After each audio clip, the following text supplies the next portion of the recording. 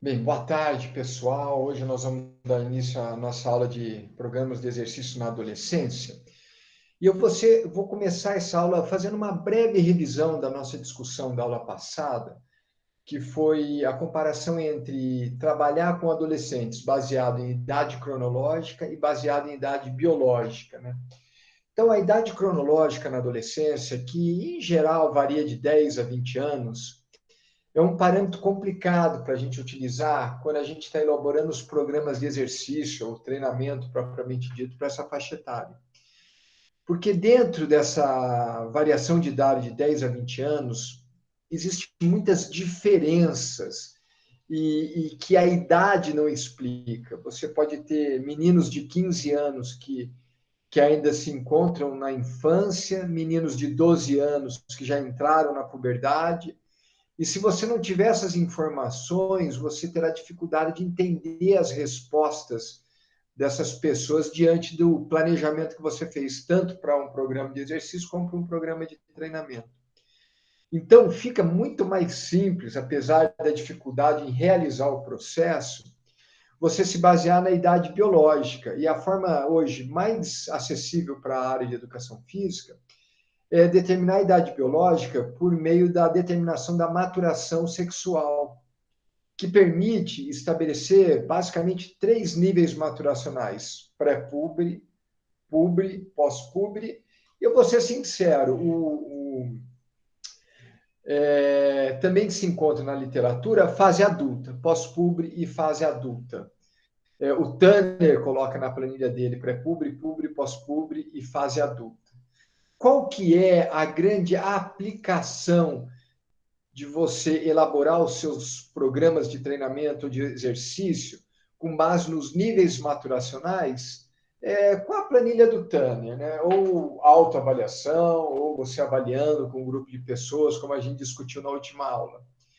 A grande aplicabilidade se baseia em três aspectos que eu acredito ser fundamentais: formar grupos homogêneos, adequar o programa de treinamento a esses grupos homogêneos e evitar a super ou subestimação.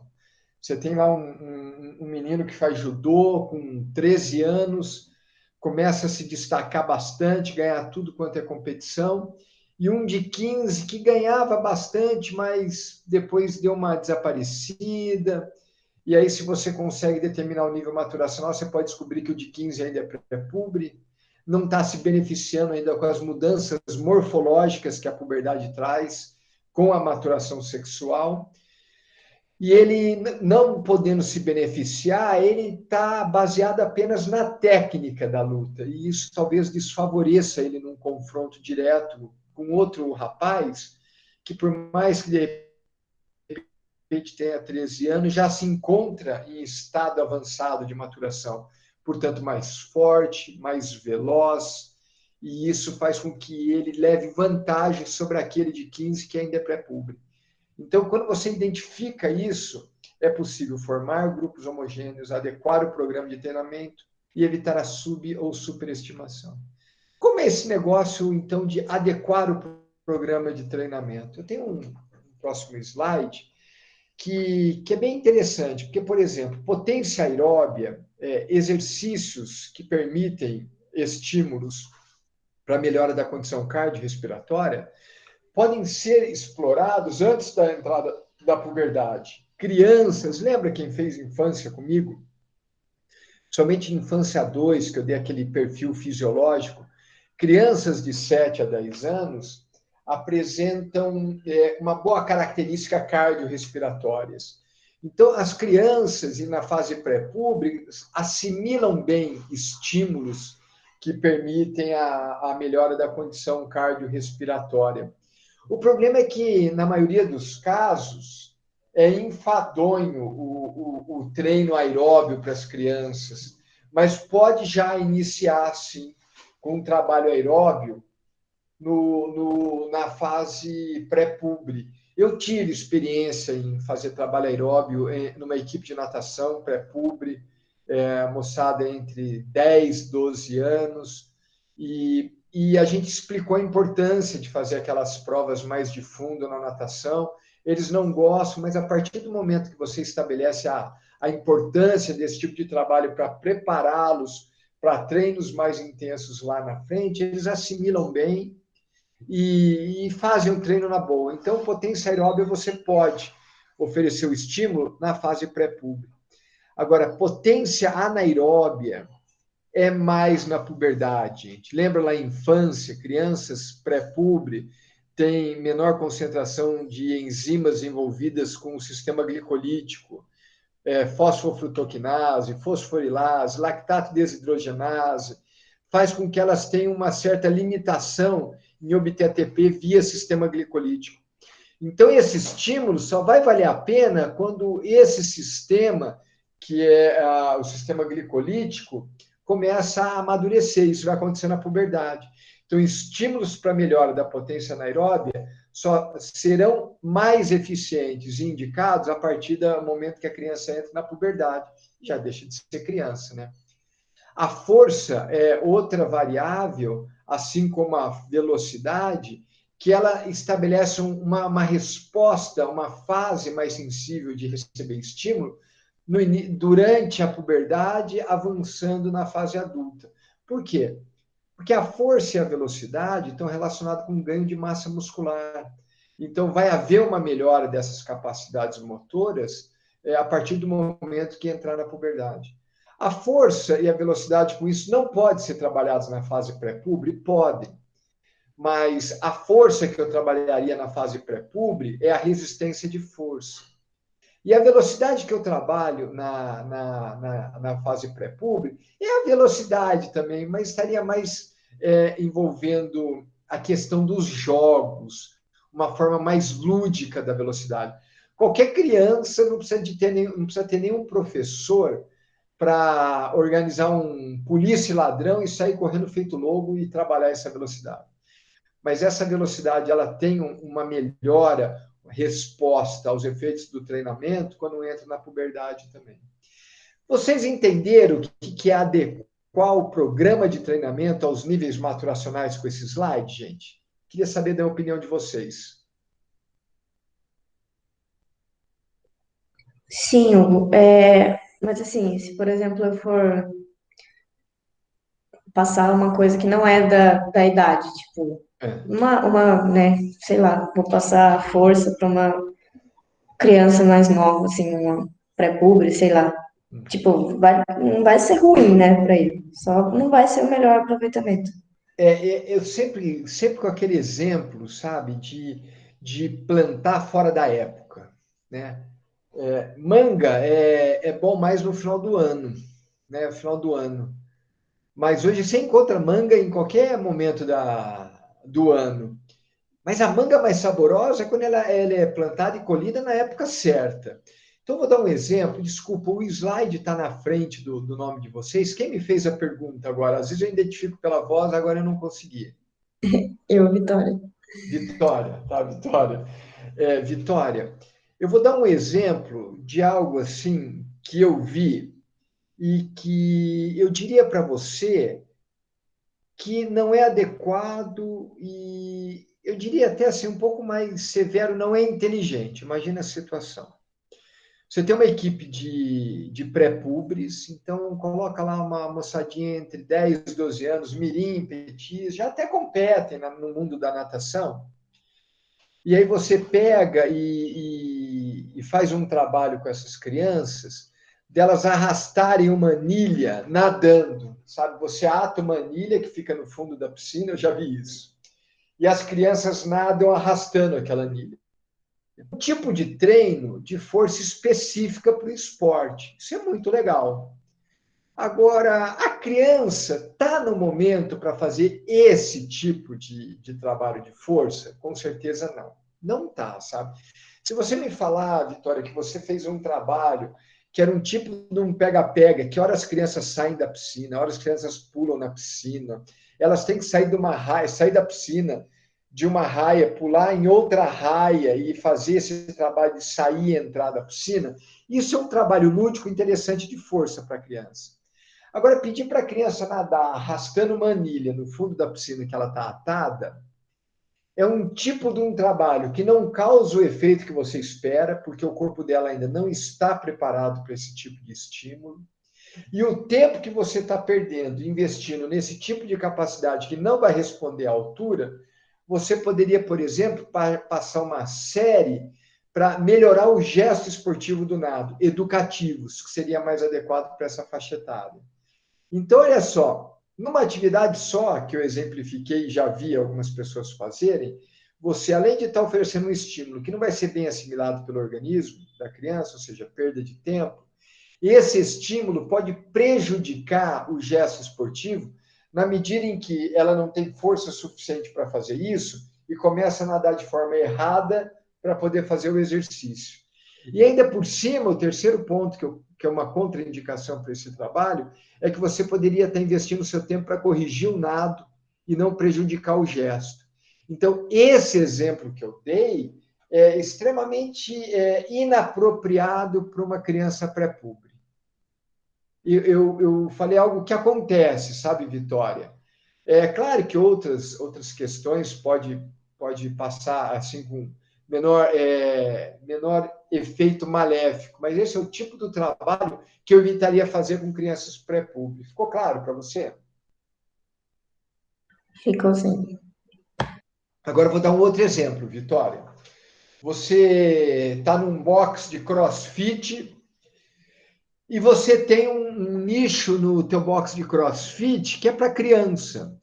E aí você pede para as crianças pegarem um cabo de vassoura, ou só um cabo de vassoura que seja, um bastão, e ensina as crianças a fazerem os movimentos de arranque, de agachamento. Perfeito. Extremamente adequado. Porque aí você não está focando a força, você está focando o gesto. Extremamente adequado para crianças de pré-público. Interessante aprender. E depois que aprendeu o gesto, elas podem fazer várias repetições, ainda com bastão apenas, sem o peso? Pode, porque você vai estar treinando resistência de força. E é o tipo de força adequada para pré-públicos. Posso, nesse box de CrossFit, colocar a criançada de pendurada na argola? Pode, porque força estática é um tipo de força adequado para crianças. Então, eu fui do céu ao inferno com a questão da força. Ficou claro para você? E para Agora vocês? sim. Tá joia? Então, são duas situações. Agora, eu quero dizer uma coisa também que eu quero reforçar. Por mais, por exemplo, que eu fale que força é uma capacidade motora que já pode ser começada a trabalhar, a ser trabalhada. Quando a criança entra na puberdade, muito cuidado. Porque às vezes está com barba na cara e cabeça de bagre, perdão da expressão, sabe? É aquele menino que é grandão.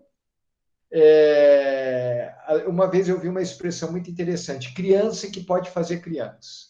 É bem isso. Criança que pode fazer criança. Tem um corpo já amadurecido, inclusive para a procriação, mas a cabeça, o comportamento não acompanhou. Isso é muito natural de acontecer. E esse tipo de perfil numa sala de musculação é muito perigoso ficar sozinho. Então, mesmo na puberdade, eu consegui fazer a avaliação, identifiquei que meu aluno de 13 anos, ele já é pubre e ele está num momento adequado para fazer os treinos de força, jamais deixe que ele faça sozinho esses treinos. Sempre sob supervisão, sempre corrigindo o movimento, sempre cuidando a carga, porque a melhor expressão são muito cabeça de bagre. E para se machucar e isso causar uma série de transtornos pessoais e profissionais para você, a possibilidade é muito grande. Tá certo? Ficou claro o alerta, gente? Opa, A velocidade na infância, lembra quando a gente jogava lá na infância 2? Ficavam duas colunas, uma de frente para outra, um do lado da quadra, outro do outro, e eu dava atenção já, vocês iam correndo um ao encontro do outro, quando se encontravam, faziam um João Quem-Pô, quem fez aula comigo de infância 2. Quem perdia, voltava para o final da fila. Quem ganhava o João Quem-Pô, seguia a corrida, tentando avançar o espaço da equipe adversária. Lembra esse tipo de jogo? Fizeram comigo ou com algum outro professor. Esse é um tipo de trabalho lúdico legal para trabalhar a velocidade. Agora, quando eu entro na puberdade, o que eu vou trabalhar de velocidade? Na natação, eu vou dar tiros de 12,5, velocidade pura, sabe? Nos esportes coletivos, vou dar tiros de 10, 15 metros, que respeite o movimento dentro da quadra. No futebol, dá tiros de 20, 30, 50 metros, que seja, dependendo da posição. Treino de velocidade pura, tá? Velocidade de deslocamento. Ok? Posso seguir?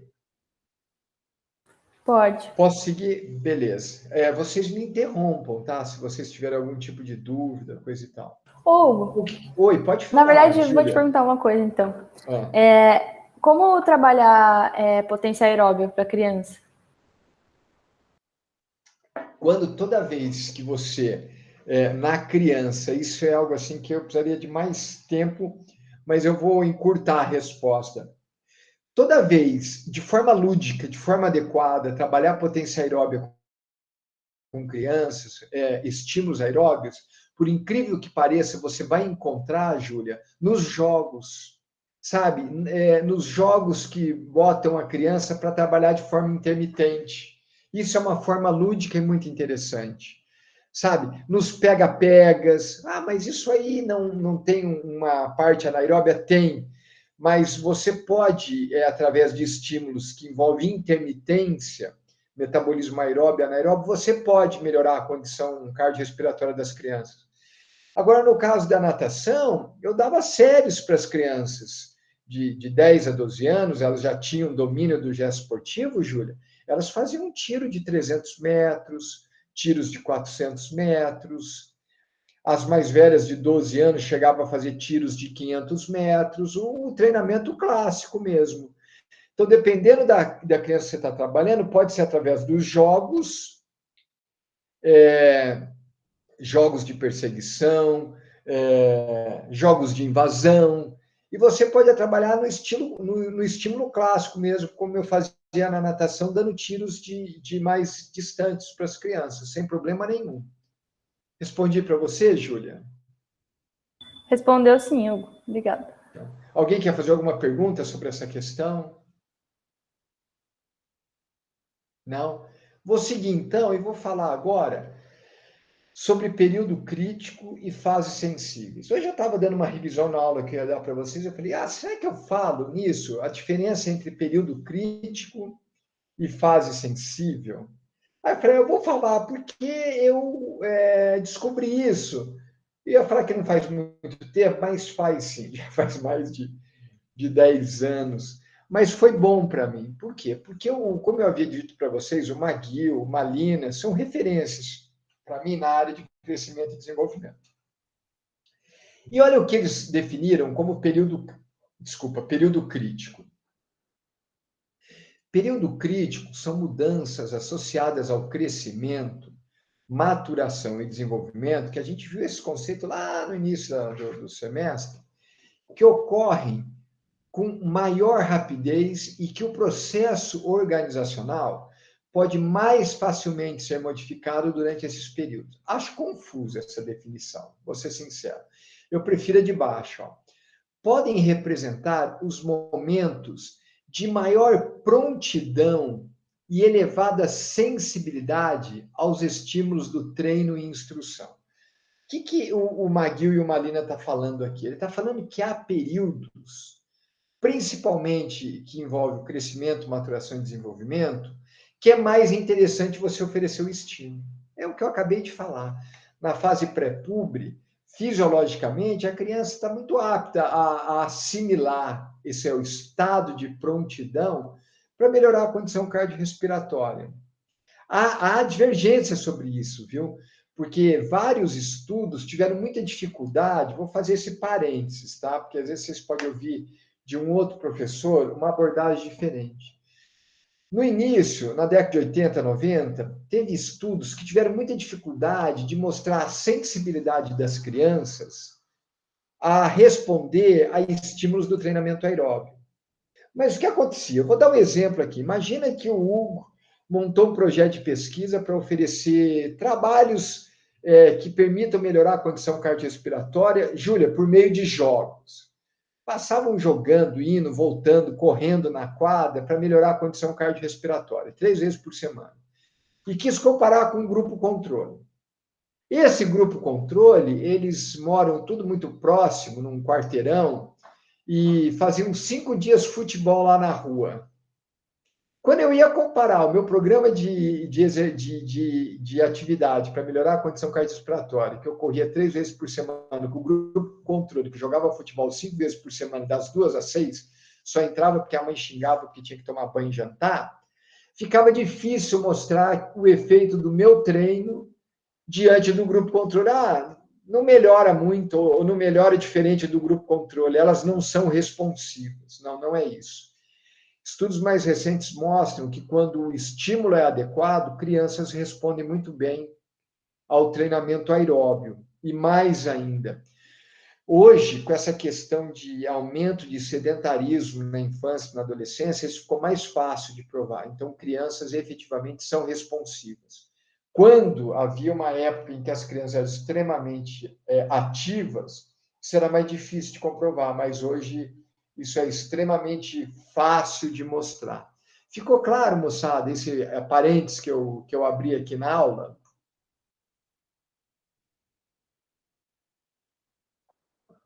Ficou? Ficou, Hugo. Beleza. Julia, não me deixa mais de 5 segundos no cri-cri, porque eu entro em desespero. Ainda estou traumatizado com os problemas da semana passada. Tá joia? Tá bom, pode deixar. Aí, com relação a período crítico, ainda tem esse Scott, 1986, não conheço tanto como o Malina e o McGill, vou ser sincero, mas encontrei isso na literatura. Ele definiu o período crítico como um período de tempo durante o qual determinado processo é influenciado de forma irreversível. E aí sim, por isso que eu gostei dele, porque ele coloca assim, e aplica-se na embriologia, sobretudo no domínio dos processos reguladores do crescimento. Esse Scott, ele veio com uma história que período crítico é uma terminologia que é mais adequado para se descrever o processo de crescimento embrionário, sabe? Então, que em determinados momentos há momentos de prontidão para o crescimento, desenvolvimento de determinado órgão. Então, ele fala assim, período crítico não serve para falar de puberdade, serve para falar de questões embrionárias. E eu tive um professor no doutorado, o professor Maia, que escreve esse artigo junto com outro professor Lopes. Eu conheci o Maia, tive aula com ele, adorava as aulas dele, ele dava aula de crescimento e desenvolvimento. Eu acho que ele ainda está na Universidade do Porto. Então, quando eu fiz doutorado, ele veio para a EFE lá em São Paulo e deu aula, e eu gostei muito.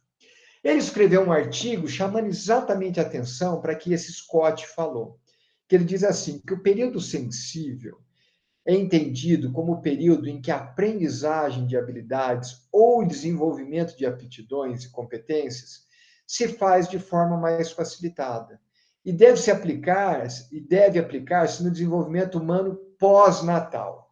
Então, tanto o Scott, como o Lopes, como o Maia, eles entendem que período crítico que o McGill e o Malina usavam e usam é mais adequado o termo para descrever o crescimento embrionário de um feto. E período sensível ou fase sensível é mais adequado para determinar essas fases do crescimento pós-nascimento em que há uma maior prontidão para o aprendizado. Então, eu geralmente dou exemplo de potência aeróbia, potência anaeróbia, força, velocidade, mas hoje eu me dei conta que eu posso dar um outro exemplo. Quando ocorre lá por volta de 6 anos o desenvolvimento do sistema nervoso central, a mielinização do sistema nervoso central, que favorece uma melhor condução dos impulsos elétricos pelo sistema nervoso, as crianças avançam muito no gesto esportivo. E a partir dos 7, 8 anos, elas ficam assim muito propícias a aprender novos gestos E é um momento muito legal. Então, por exemplo, uma fase sensível de aprendizagem estaria entre 7 e 10 anos. E uma fase de ouro, gente, para avançar nesse processo, é de 10 a 12, principalmente entre meninos.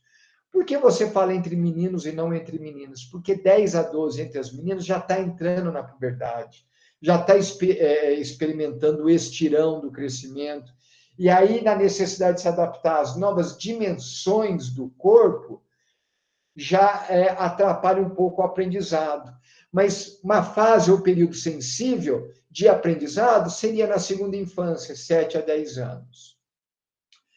E treinabilidade? Treinabilidade, o Maia também define como o seguinte: o grau de treinabilidade é influenciado pelo genótipo, ou seja, pela tua carga genética, verificando-se uma forte interação entre os efeitos do genótipo dos efeitos do envolvimento, do meio ambiente, ocasionando, portanto, grande variação interindividual no grau de sensibilidade ao treino e instrução. Então, o que ele está querendo dizer, o Maia, que assim, a treinabilidade, ou seja, o momento em que a pessoa está mais sensível em responder aos efeitos que você oferece, tem uma influência genética e também uma influência do meio ambiente. Então, por exemplo,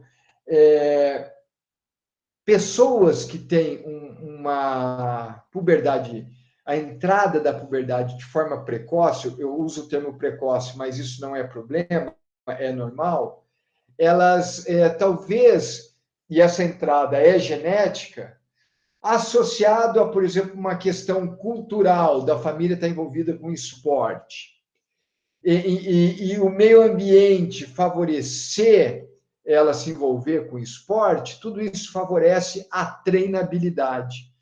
Por que o Maia diz isso? Não adianta nada eu estar no momento, por exemplo, que eu estou apto a receber e responder aos estímulos de um treino de força se eu não sou exposto a esse tipo de treino. Então, por isso que ele diz que a treinabilidade tem uma questão genética, mas tem a questão também do meio ambiente.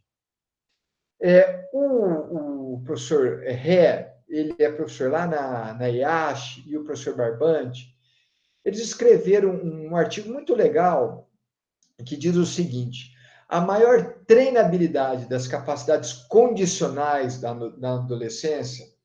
Gente, eu vou até pedir, acordem se vocês estiverem dormindo, porque esse slide é muito importante. Eu vou explicar antes de eu ler o slide por que ele é importante. Porque eu falei assim para vocês, ó.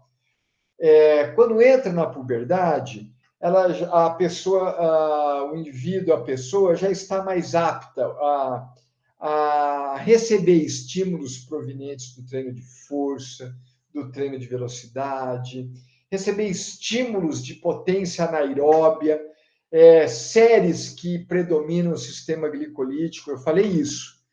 Mas eu falei isso por muito tempo, mas eu esqueci de um detalhe. Por muito tempo eu falei isso, como eu estou falando até agora para vocês, e esqueci de um detalhe fundamental que tem a ver com esse slide, que é o seguinte: olha o que ele fala, e eu quero até ficar um pouco mais de tempo nesse slide. A maior treinabilidade das capacidades condicionais na adolescência, quais são as capacidades condicionais quando a pessoa entra na adolescência? Resistência, força e velocidade, principalmente força e velocidade.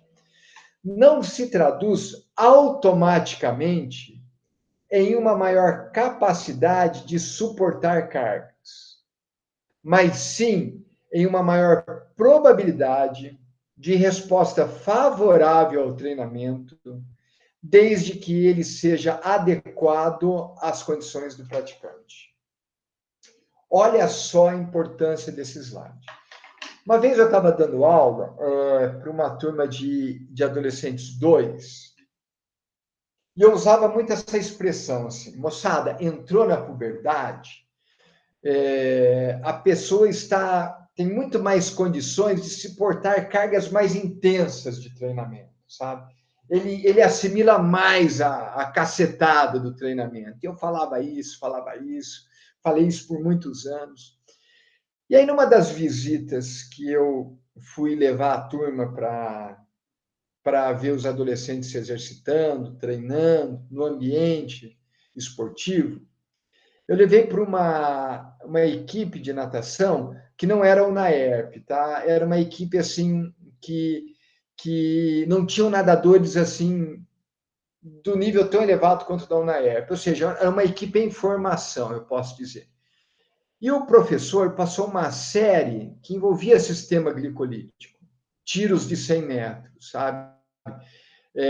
Na época eu fui treinador de natação, tinha um material do Maglish que ele chamava isso, acho que ainda chama, de tolerância ao lactato, série de tolerância ao lactato. O clássico era 6 de 100, 8 de 100. Mas faz muito tempo que eu me afastei disso, mas ainda continua sendo uma série que, bem feita, propicia bastante acúmulo de lactato, acidose metabólica, ou seja, muito bom para treinar sistema glicolítico. E os adolescentes estavam fazendo esse treino. Em tese, gente, eles estavam preparados para esse tipo de treino. Você via nitidamente, sem eu fazer avaliação, que todos eram púbres e pós-púbres. Mas tinha um adolescente lá que ele fez o primeiro tiro, eu lembro que ele passou 4 tiros, ele fez o segundo. No terceiro, ele literalmente começou a afundar. A técnica foi para o balalau, ele começou a nadar sem técnica, se arrastar, e a qualidade da série foi lá para o dedão do pé. E aí eu tive que conversar com a turma e falar, gente, hoje eu aprendi um negócio que eu estava falando errado.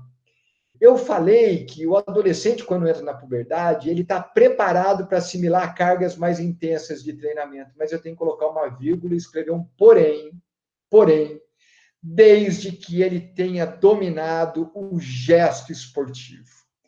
Aquele menino, muito provavelmente, que estava numa equipe em formação, não teve uma boa formação ali na fase pré-pública que permitiu ele dominar o gesto esportivo, sabe, os educativos, as correções no nado. Então, ele chegou na adolescência com uma técnica não muito boa. E mesmo fisiologicamente adequado para receber aquele estímulo, a técnica atrapalhou demais e a qualidade da série dele ficou muito mal. E aí não foi adequado aquele treino para ele, mesmo fisiologicamente ele estando apto para fazer esse treino. Vocês entenderem essa minha colocação, gente, porque é muito importante isso. Se vocês tiverem dúvida, me parem e façam a pergunta, por favor.